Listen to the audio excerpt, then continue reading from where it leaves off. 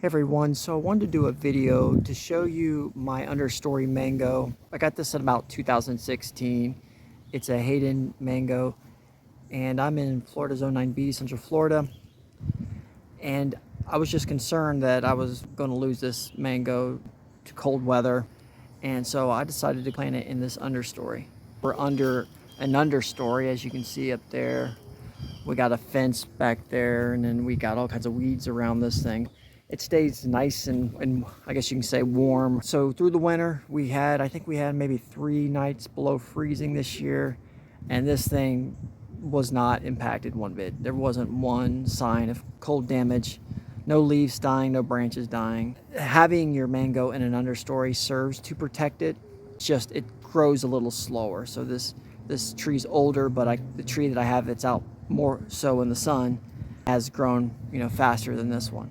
I finally got a really large burst of blooms this year, and so I'll show you that. See, here we go. So you got some fruit on there. So let's go over here to my other mango tree. I'll show you what type of damage it took. Maybe kind of hard to tell from the video, but this is taller. It's a little bit younger than the grafted variety that I just showed you. This one doesn't have any blooms on it, and I think it's because of the cold damage it took. But right now it actually looks like it didn't take much cold damage, and that's because I kind of waited too long to do this video because the new growth is pushed out. You see the brown leaves on this. This tree has more sunlight, does better as far as growth goes, but it just has less protection in the winter. So there's some trade-offs. If you want to protect your mango more, in your Zone 9B, consider putting it in an understory. Just realize it's probably going to grow slower. This one it fared better than some of the other mangoes in my neighborhood because, as you can see, it has the privacy fence as a windbreak. It has the laurel cherry kind of behind it and a little bit over it, so it does have some type of protection during the winter. It's not fully out in the open. Okay, there's an example of a mango tree gone wrong. Fully out in the open. Here's my understory mango tree once again, and it had 5 mangoes that will fully ripen. So probably would have had more. There was a lot of small fruit on this during the bloom, but a lot of those fell off because we had dry weather during the spring and I didn't come in here and hand water this. You may notice a difference here with the surroundings. I actually cleaned this area out, so I'll probably be putting some wood chips around this and kind of keep it more clean around here. It still has the overstory, still has windbreaks. The Haden mango produces every 2 years. So here we are 2 years later, and this is what my Haden's looking like now. And so this time around, I have a lot more mangoes on here. I did learn a little trick. So when it was blooming, I watered it probably about every 2 to 3 days, and also up until the fruit reached about a golf ball size. When you do that, that helps it to keep the blooms and keep the young fruit that develops. So I didn't do that the first time around, but this time around I did water it, and I have 22 mangoes on this tree.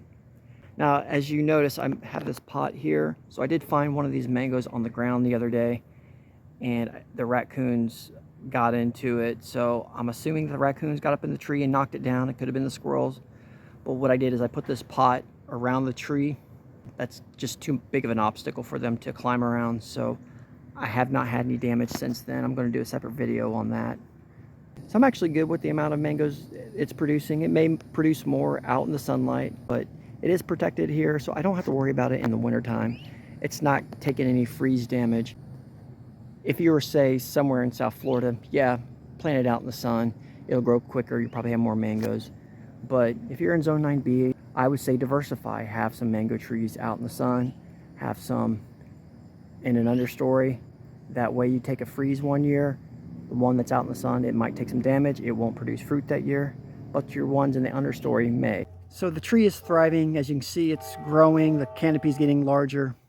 It's blooming again, so that's kind of nice, given that Hadens aren't typically known for blooming back-to-back year after year, because it bloomed in 2024, and so we got another bloom here in 2025.